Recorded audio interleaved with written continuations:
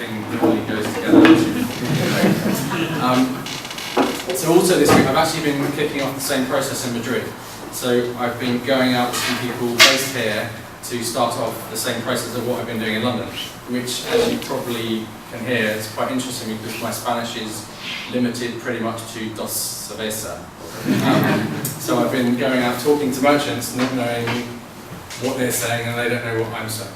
But that's kind of informed what I decided to talk about today, which was only really decided in the last couple of days. It still works. So even though I was talking to people in a completely different language to the one that they were talking, there were still similarities to things that I'd observed in London. So we could still communicate, and that kind of made me think, why? So why was that possible? And it was because I had no option. Now, we know that there's a problem for startups being able to get out of the building and to talk to people. This is a known problem. That's why everyone's here. One of the elements of being here is talking about how do we get out and engage with our customers. And I think there's one thing that might stop. One of the things that might stop people doing that is fear. And I think fear can create inertia. So the fear of talking to people is greater than the fear of failing. So that people actually, it creates an inertia, it creates a lack of action. And I think it's something I found yesterday. I'll just read it out to you. So it says, so first of all, let me assert a firm belief that the only thing we have to fear is fear itself. Nameless, unreasoning, unjustified terror, which paralyzes our needed efforts to convert retreat into advance. And that was said by a US president in the middle of a huge recession, Roosevelt. So there's some parallels to our current situation. So I think the thing that I want to impart is that the sooner you can get out of the building and start talking to people and engage with them, the better. So is anyone here slightly nervous about spending a lot of time going out and talking to people? I think the rest of you are lying, and that's probably part of it. So I have this idea that offices are built to protect technical people and entrepreneurs from, let's call them nerds, that's called, or geeks, is that a phrase in Spanish? Yeah, geeks.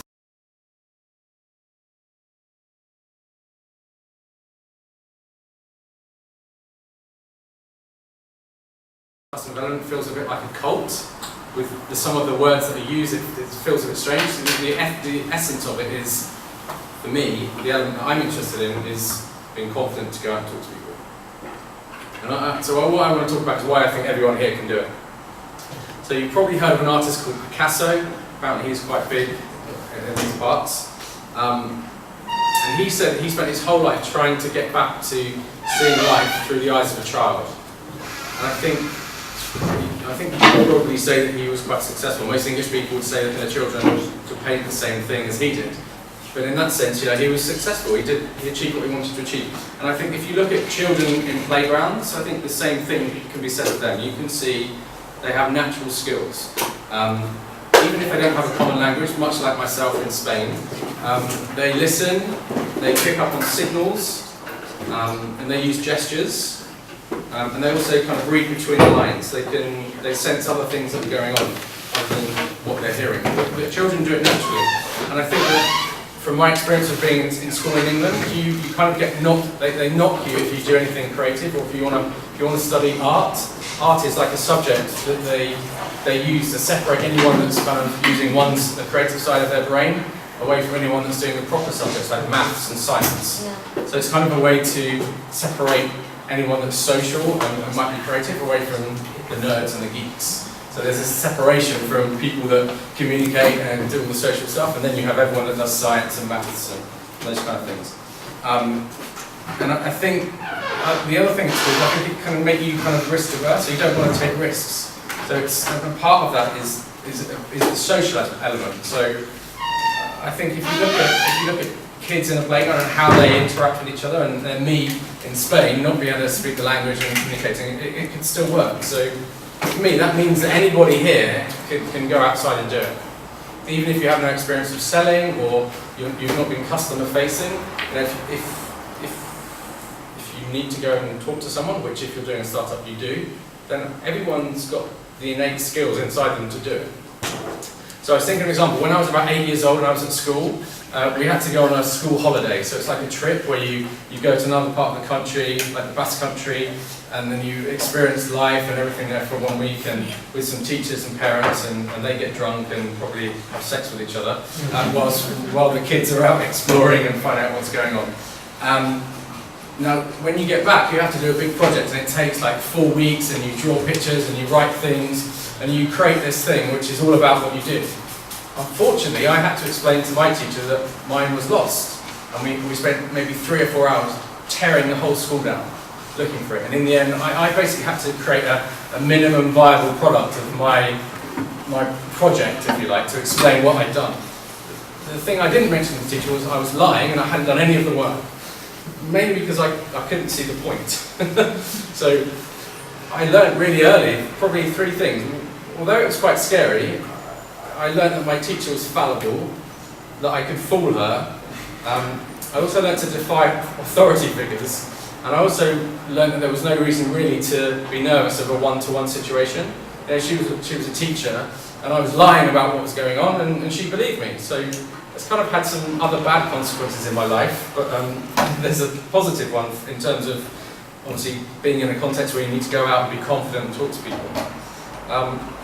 And obviously, in the context of why we're here, the exploration and validation of a problem is really important. Obviously, if you're starting a business, you're doing a startup. And however confident you are in talking to people, the funny thing is it's not about just talking to people, it's actually more important to listen. So, and that's certainly something that everyone here can do, because you're doing it now. Well, some of you are doing it now, I think some of you are falling asleep, but the more you talk, the less you're listening. So it's really important that you listen, and then you drill into what you hear. So you listen and you observe what's happening. So, just going down. So the things that I think are most important are, one is feelings. So one of the things I'm going to talk about now is what is it that we want to know. So there's a quote from an entrepreneur that I spoke to in London who was doing the seed camp, and I was talking to him about the subject, and he said, data without feeling isn't real data. So you can have a graph and you can see how many people have done something. He said that's just quantitative information. What he's interested in is qualitative information. So getting under the skin of these numbers and actually finding out what's really happening. And obviously the only way you can do that is by talking to people. So what we want to know is why they think a certain way, why customers or potential customers think a certain way. It's not what they think, it's the feeling behind that. So if I give you an example, so I was talking to some merchants, and we were talking about this loyalty product, and they were saying what they want is a feature to give them deals. We've got to have deals. And this wasn't the thing that we were looking at. And I was thinking, fuck, we're doing the wrong thing. So then I talked to some more people, and then I asked them a question about, give me an example. And the example they gave was, oh, the reason I want deals is because we're really quiet on a Thursday. So their problem wasn't that they didn't have a way to give deals to people. The real problem was that they didn't have anyone coming into their shop on a Thursday. So if I asked them, what is the problem? I got this answer. And then if I asked them, why do you feel like that? What's behind that? How do you feel? Then I got the real answer. So it's quite a big difference between what someone thinks and why they think it. So I think there's a certain number of things which are really important when you're talking to customers. The first thing is that you have to be very clear. You have to be very clear what you're doing there. You have to be very clear what you're asking, and you have to be very clear about your goals. There's no point going in and just having a random conversation, because although we want qualitative information, if we're going to repeat it a number of times, we need a kind of a framework. So every time we do it, at least we start off with the same idea of what we're going to talk about. Obviously, it's like they say, if you go into a war and you have a plan, the plan lasts 5 minutes and then it changes. But at least if you start at a certain point, then you have some direction. The thing is, probably once you started off, once you start getting information back, you need to go with the flow of where they take you. So we might be thinking we want to hear a certain answer. So we have an idea, we have a product, this is the answer we want to come back. The really interesting things are when you hear stuff that you don't want to come back. So when they tell you things that you're not expecting, normally that's the thing we say, okay, we're not worried about that. What we're interested in is how my thing is going to work for you. That's what I want to know. But that's kind of not listening to what they're saying. What we want to know is how they really feel. And that might be completely different to the assumptions of how they feel. So there's another thing that I think you need to do. So once you've asked a question, you get something back. It might go away from where we thought we were going to go. But we have to go with the flow. So they'll just take us on a journey somewhere else. So now we're talking about something else. What we then need to do is drill into what they're saying. So we might be talking about eggs, and they start talking about lemons. So let's talk about lemons and ask them, why are you talking about lemons? Because it might be the lemons that we need to sell them, not the eggs. They don't want any eggs, they've got loads of eggs. What they want is lemons, so we'll talk about the lemons. There's one word that I came across, which if you hear it, it means something important, and that's weird. It might sound strange, but there's certain words which people say which you're not expecting, which kind of should set an alarm bell. It's a bit like being a journalist and you're looking for a story and they're telling you what's happening, the car came along and it turned left, and then something unusual happened. If something's weird or if it's unusual or it's different, then that's something that we're interested in. The other thing is, a really good word is awkward. Awkward silences. So I'm sure it's the same here as in England. If you're talking to someone and you have a really difficult situation, I stop talking and you stop talking.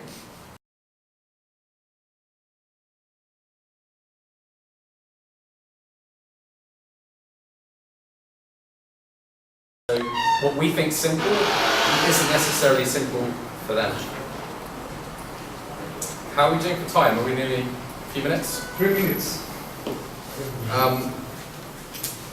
Getting back to a theme that I touched on earlier, what people say isn't always what they feel. So I talked about that earlier. So what people are actually saying, there's often stuff behind that. So it's expressions, it's look, it's body language. And not everyone's brilliant at doing that, but make an effort. It's not just like, oh, he said this and write it down. But was he did he have his arms crossed? Was there negativity coming from that person? There's a lot more behind how they really feel than what they're actually saying to you. Different businesses and different people have different timescales. So if you go into a coffee house at 8 o'clock in the morning, they're going to be really busy. The manager isn't going to want to talk to you.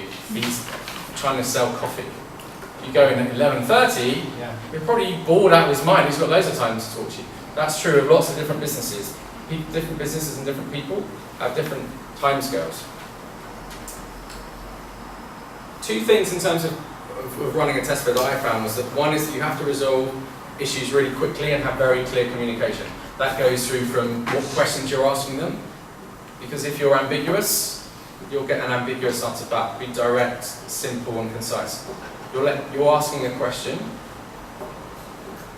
briefly and you're trying to listen to what they tell you back. If you speak for 5 minutes in a big rambling question, they won't understand you.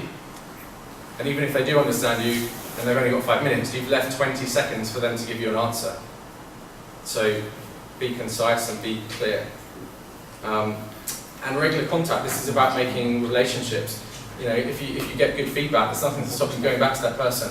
As you get further down the life cycle of the life cycle of the product or the business that you're developing, those early people that gave you feedback could be your early adopters. They could be the people that actually end up paying you for money. And if you have a relationship with them, maybe they'll even be an evangelist and they'll tell other people about you as well. So really the last thing, because we've got about 10 seconds, would be the main point is to go outside as soon as possible and do it as often as possible, and more importantly, as early as possible. Quite a bit. Okay.